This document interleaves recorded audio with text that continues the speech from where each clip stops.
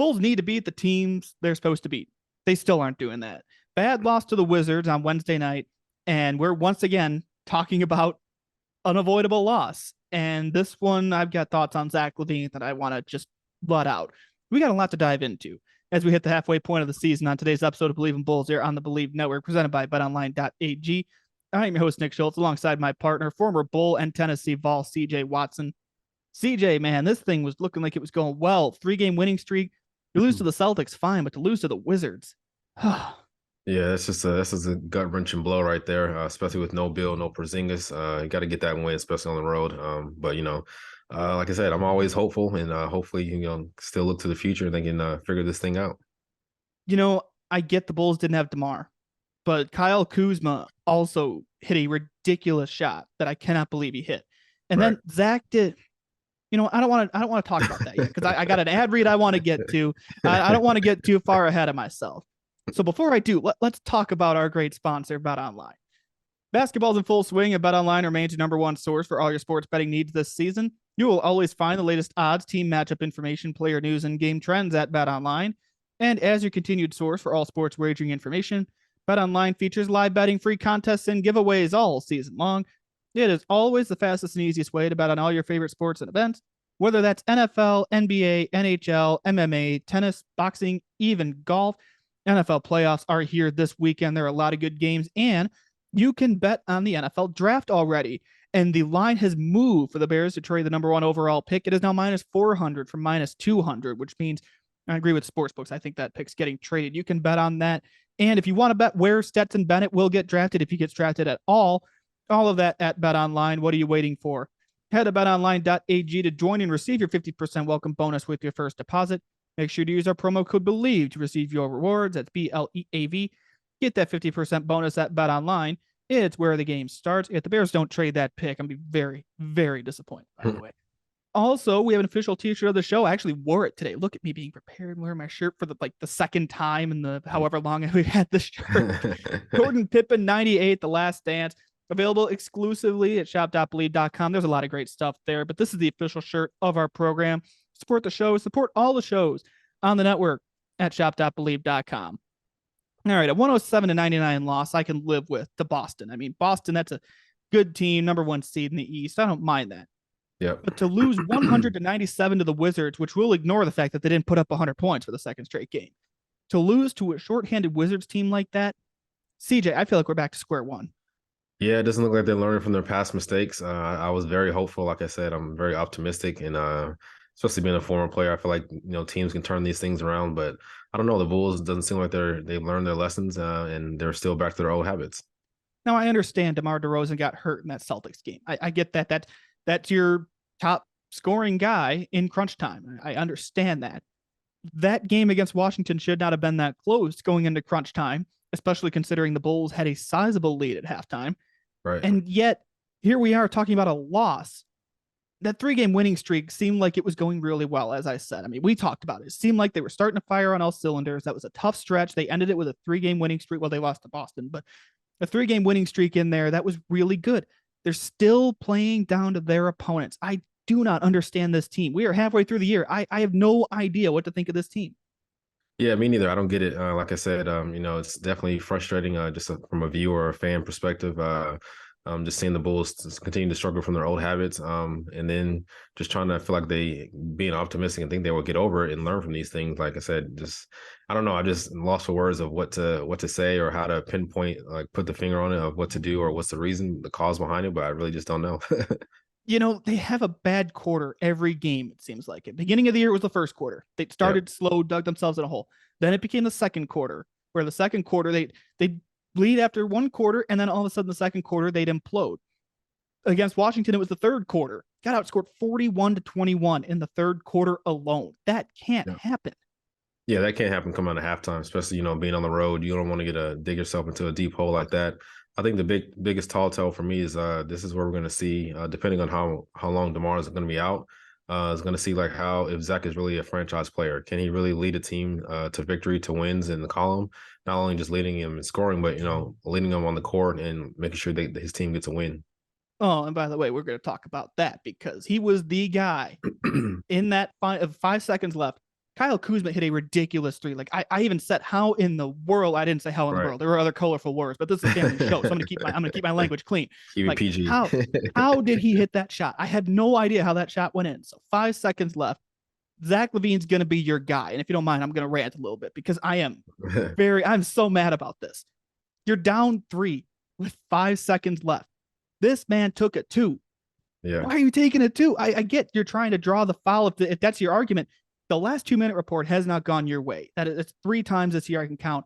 The referees didn't call a foul when they should have in the last 2 minutes. And this has been something we've talked about extensively. Don't leave the game in the hands of the referees. You're a 3-point shooter. Take the 3. If it doesn't go in, okay, you did your job. Your strength is your 3-point shooting when you're not around the rim. You didn't have enough time to get around the rim and potentially take a lead. Shoot the 3. Don't leave it in the hands of the rest. I don't care if they told you they missed the call. Shoot the damn 3. Yep, for sure. I think you're right on all points, all cylinders. I think for me, I would take it back to the defensive possession where Kuzma hit that 3. I think Vooch was just too far back in the drop coverage. I think he should have been up a little bit more, make Kuzma pass the ball because, he's the hot guy. He's going to shoot, if he misses 5 or he makes 5, Kuzma's going to shoot it, especially with that time on the clock left. So I think it starts for me on the defensive end when they should have got the ball out of Kuzma's hands, maybe pass it back to Taj, let Taj make a play with, 5 or 4 seconds left, whatever the case may be, and maybe he misses. And then we get a chance to go down there and get a shot. But like you said, Zach's shot was definitely not the one you want, especially down 3. He has to be better in those crunch situations, especially, being the franchise player. You gotta live up to those moments and make those moments count for the most of it. We hear the things about max player. I thought he's been playing really well. I think he's playing up to that max contract now that seems like he's back in the groove of 5-on-5. Casey Johnson went on a podcast and said the knee, the management, it was not about getting the knee to full strength. It was about getting him back to he didn't have his normal off season. Right. So he had to get back to full speed. Seems like he's back there. He's playing really well. I mean, we talked about the other day that he's all the way back. I still stand by that, by the way, even after the bonehead shot. Like, I stand by that he's all the way back. But if you want to be the guy in crunch time, the reports are still out there about him questioning his role. DeMar is the guy in the final seconds. Does Zach want to be the guy? You've got to make better decisions than that because that was your opportunity without DeMar out there to say, hey, I can handle this. You didn't do it right. You didn't execute. Yeah, I agree 100%. Hopefully he'll learn from this situation, this mistake. And I think for a player like himself, being the franchise player, the max guy, you want to be in these situations. You want to learn from it. You want to learn from guys like DeMar, who you've seen make big time shots and make game winning shots, because you want to take those kind of shots and you want to be the hero. But I think definitely he will learn from this. Hopefully. And that Kuzma possession before that, Zach hit the big shot. That was one where I sat here. I couldn't believe he made it. I was covering another game, so I was looking at the other screen. I looked back, it's a tie game. He hit a big time shot. He has proven he's capable of it. It's the decision making we've talked about all year that just drives me crazy. Like, don't force it and don't leave it in the hands of the referees. I hate that. Yeah, you can't leave it in the hands of the ref. You gotta, especially being a player, you gotta make the most of it, be aggressive. And like you said, those are the type of shots that Zach shoots, fadeaway threes, which we think are not the best shots all the time, but they go in sometimes. And if he should have took one of those shots, I feel like, and that maybe could have been a difference in the game. Yeah, and that Kuzma shot was wild. And I mean, the defense on it, like you said, he called for a screen. It looked like with 5 seconds left on the shot clock. Like, it looked like the Bulls had him pinned half court. He was going to have to force up a shot. I still think it was a fadeaway type. It seemed like it was kind of a Hail Mary, and it went in. Like, I couldn't believe it went in. Like, it was a crazy shot. Yeah, I still think they should have like double teamed him. Like I said, he's the hot guy. He's the best player on their team. That I'm sure the play was drawn up for Kuzma. So get the ball out of his hands and let someone else make a play. Exactly. Don't let the top guy beat you. Like, let's say this is Golden State. Don't let Steph Curry beat you. Steph's going to beat you. Let someone else beat you. Make someone else step up and live up to the moment. Especially no Bradley Beal, no Kristaps Porzingis. You take out Kyle Kuzma, I don't know who would have taken that shot. I mean, it's not going to be Avdia. The guy had 20 rebounds. He's not the best shooter on that team. Is it Anthony Gill? Take Kuzma out of it and put yourself in position. That way, you go down to the other end, you can take a 2 to make it instead of needing a 3. Right, for sure. Yeah. And definitely just like Zach was in that awkward position, players being in those positions that they normally like used to being in, they'll definitely not to say they'll fail, but they'll make terrible decisions and maybe hopefully that'll be the call of the game. So definitely, you want to make someone else make the play. And I hate that we're talking about Zach like this because he had a good game. He had 38 points. I mean, he had a good game. I mean, he had 5 rebounds, 2 assists. I mean, he was 15 for 28 from the field, 4 for 11 from three. But still, 38 points is 38 points. I Yeah. mean, Vooch is still on a roll too. He's the double machine that he is. Kobe White's looking good off the bench. Like, no DeMar. I mean, I thought they did fine. They just scored 100 points. And that fourth quarter, 17-13, the Yeah. Bulls outscored the Wizards in that quarter. That offensive display. Right. Yeah. Yeah, they're definitely talented offensively. Like I said, I think this is going to be really a test to see if Zach can really carry a team. We know he can score; he's a great scorer, but can you really lead a team? And leading a team is also getting wins in the W column. So I think that's going to be the big thing. Don't just be the high scorer of your team; just get a win also. And we talk about the pieces that Washington was missing, and I'm just going to harp on it again. And I want to ask if there's a way to fix this. They're still playing down to their opponents. They're Yeah. playing up to me. There's a reason their record is so good against Milwaukee, Boston, Brooklyn. They beat Philadelphia, even though they didn't have Joel Embiid, but still they beat Philadelphia. I mean, that's a good thing. You're playing up to your Right. opponents, but they play down to their opponents when their opponents are dealing with injuries or they're just not good. How do you fix that? I don't know. Like I said, it has to be something internal. I feel like, as a former player, I feel like especially with the record they have, they shouldn't be playing down anyone. You're below 500. You're trying to get back into the race. You're trying to get back over 500. So I think you shouldn't be playing down anyone. You should be coming out every night, being aggressive, every quarter, and just getting every win you can. But I'm not really sure how to fix it. Like I said, I think it's just more so internally, just having that fire and desire and that passion to go out there every night and win a game. And you talk about this all the time. There are no days off in this league. Yep. There are Yep. no days off in the NBA, especially when you're 4 games under 500 at the halfway. Actually, they were 3 games under 500 at the halfway point, but Yep. you get my point. Like, Yep. no days off. Come out like every game. Think of every game as the Bucks Oh or yeah, the for sure. Celtics. You have to, yeah, because like you said, it's definitely so hard to win in this league, and just like you saw with Bill and Porzingis out, other guys are going to step into that lineup who don't play a lot, and it's their opportunity to shine, their opportunity to get more minutes to show the coaching staff and the GMs and presidents what they have and what they can bring to each team. So, every guy in this NBA is a player for sure. So you can't take anyone lightly.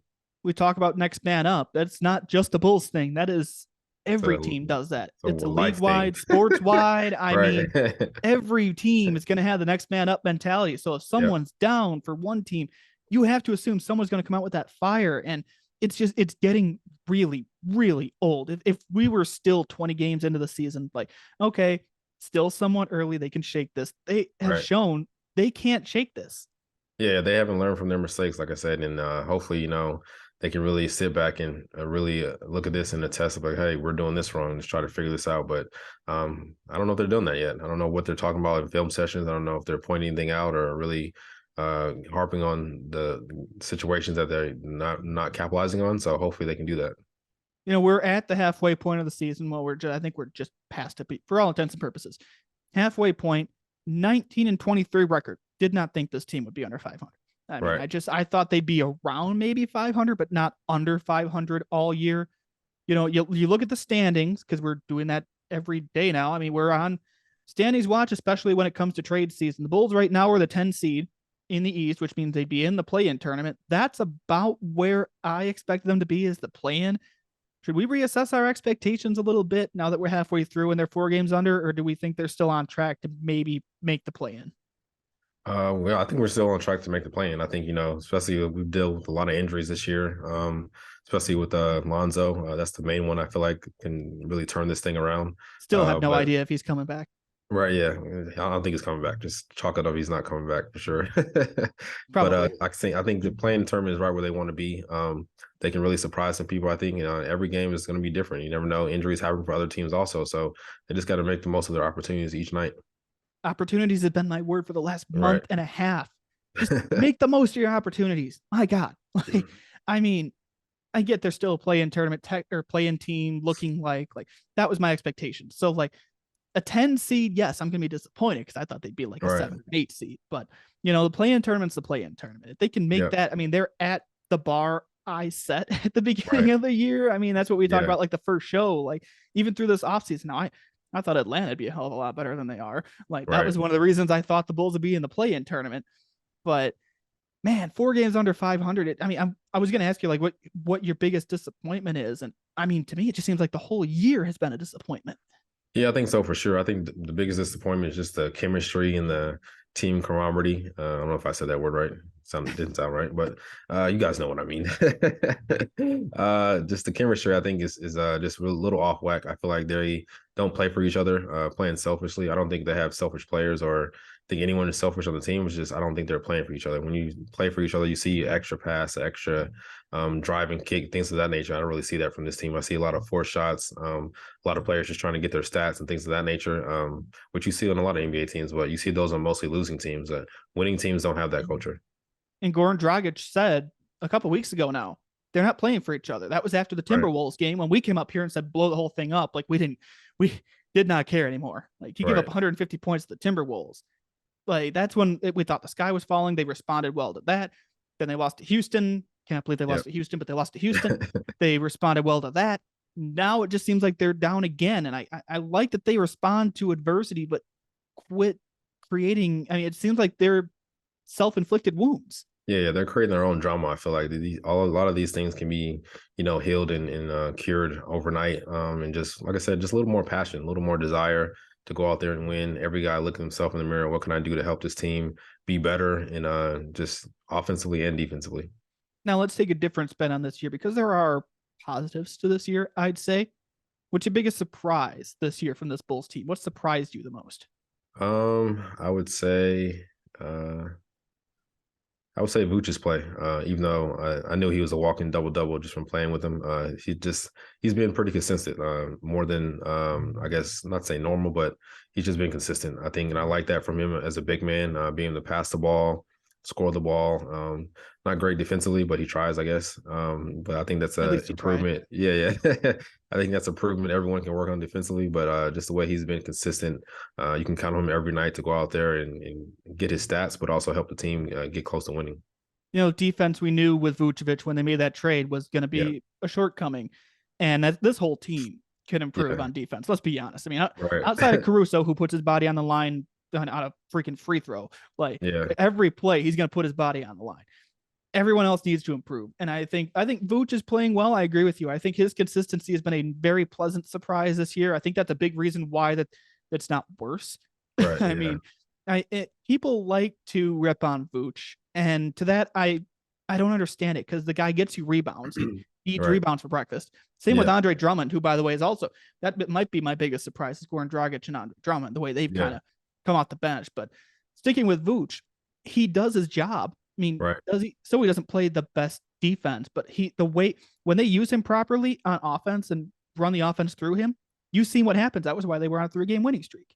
Yeah, for sure. He's definitely a big man and a great asset to have on any team. Like I said, he can score, he can shoot, he can pass the ball, and just playing through him just gives you another option. It frees up a lot of things for everybody. And when you can throw the ball to a big man down low and say, "Give me a bucket," I mean, that's the best thing as a wing player or a guard. You don't have to do much.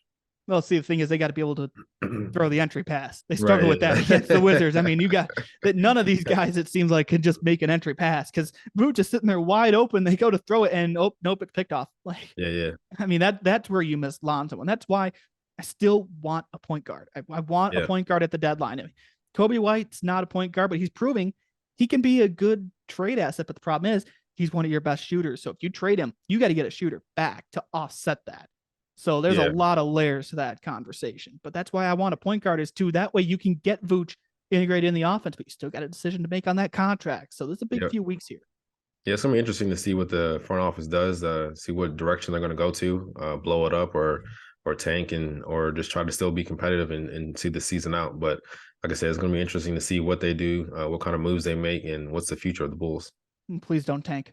Please don't tank. I don't want to go through that because there is so much that has to happen if you want to keep that pick. Right. It's not worth it with how much Yeah. if it was a top 15 protected pick like the one you have from the Blazers, then I'd say fine, go ahead and tank. I don't Right. care. It's a top 4 protected. You need so much to happen. I really hope that's not the direction they'll go. It doesn't look like it. It Yeah. looks like they want to do a retool and a reload. Right. But if it comes down to tanking, I'm be very, very disappointed. Yeah, I think I wouldn't want to lose my fan base also because when you do those things, Right. you lose a lot of fans and sports people like us get on here and talk trash about you. But Yeah. we just, like I said, just continue to be competitive and keep trying to, get back to that championship level, back to the Eastern Conference Finals and get back a championship back in the city of Chicago. So I just pulled up Tankathon because I mentioned the Blazer pick. First of all, if I do a sim right now, the Bulls would not have a first round pick Right, because that Blazers pick is top 15 protected. The Blazers right now are the 12th worst record in the NBA, which means they keep the pick. right. As Bulls fans, you need to be big Portland Trailblazers fans because they Yeah, need to be outside that top 14. yeah, And that's the only way this team has a first round pick if they don't end up in the top 4. So when it comes to tanking, it's not a sure thing that you're going to have a first round pick even if you don't tank. Like yeah, all these people calling to tank and blow it up. That's the reality of the situation. The point of tanking is to get a draft pick and get a young player to build around. I think there are some good young players in this draft. I think yeah, like a Nick Smith Jr. type out of Arkansas is a name that's yeah. jumping out to me. But if you don't have a first round pick, there's no point in tanking. Yeah, it's a lot of things that have to go right, like you said, for a team to tank, and I don't think the Bulls are in that situation. So, like I said, they just got to be competitive and ride this season out, then kind of revamp and rethink this process in the summertime. You know what? I changed my tune. I'm sold. I simmed it again. The second sim had the Bulls in the top 4. There we go. It took 2 tries. There we Right. go. I'm sold. No, I'm not. No, I'm not going based off Tankathon Simulator. Tank it all. It's a great little tool to use. Like you can Right. simulate it. This is great. Like you can see, okay, what are the chances? Like it took me 2 tries for the Bulls to get into the top 4. That's great. No, I just do a reload. If it means trading one of your big 3, trade the big 3. Like if you can get a first round pick in this year's draft, you do it. Because let's say you get a first round pick for this year and Portland makes the playoffs. You find yourself with 2 first round picks. Yep. Do it. Yeah. Good things to build on. Like you said, young talent, which the Bulls need. And never know who those 2 players could be and what they can pan out to be. Right. And as long as you don't end up the number 7 pick, which they're not going to do, I have bad dreams of the number 7 pick because it seemed like there was 3 years there from about 2016 to 19. It just seemed like they just constantly number 7 pick, number 7 pick. I think Wendell Carter Jr. Right. Number 7 pick, Kobe White, number 7 pick. That's why when they were the top 4 for Patrick Williams, I'm like, hey, they're not picking 7th. Like Right. it was a huge moment. Like, So but Tony no, Kukoc, another yeah, bad Croatian luck. sensation. Yeah, Croatian sensation. I love Tony Kukoc. Or as they, what was when I was watching The Last Dance, I didn't realize when he first came to the Bulls, they called him Tony Kukoc. I'm like, no, Oh that's yeah. not, that's Right. not how you pronounce it. Like, that cracked me up just knowing how to pronounce it already. Right. Like, man, but no, I think as we wrap up, these next 2 weeks are going to be huge because you're going to see the schedule we keep talking about. And I'm going to keep talking about it because they keep playing down to their opponent so much. Yeah. This is an easier schedule than you played all year. You need Yeah. to make a move here. Otherwise, you're going to see some guys you don't want to move get moved by February 9th. Oh yeah, for sure. And it's gonna be like, looked at as bad, quick, harsh decisions. And like I said, you just gotta take every moment and try to figure this thing out, turn this thing around. But like you said, we have an easier schedule. So hopefully they can really figure out what they're doing and like I said, just come out with that desire and that fire each and every night. Think of every team like it's the Celtics or the Bucks. That's just what I Yep. want them to do. Think of if the Wizards are without their entire starting 5, Right. think of them like it's Jason Tatum and Jaylen Brown, who, by the way, are still going nuts. Like I Yeah. cannot believe the numbers they're putting. Yeah, they're a tantrum that you don't want to see in the playoffs. I don't think, especially and they play both ways. It's ridiculous. I want the Bulls to start playing both ways. I Right. really do. And I mean, it will help obviously it'll help getting DeMar DeRozan back in the lineup. I mean, there's Right. no way to sugarcoat that, but you cannot use DeMar's absence as a crutch when Washington was down 2 of its best players. Like you were Yep. down 1 of your best players. Washington was down 2. And that's why my gut was to say, yeah, they didn't have DeMar.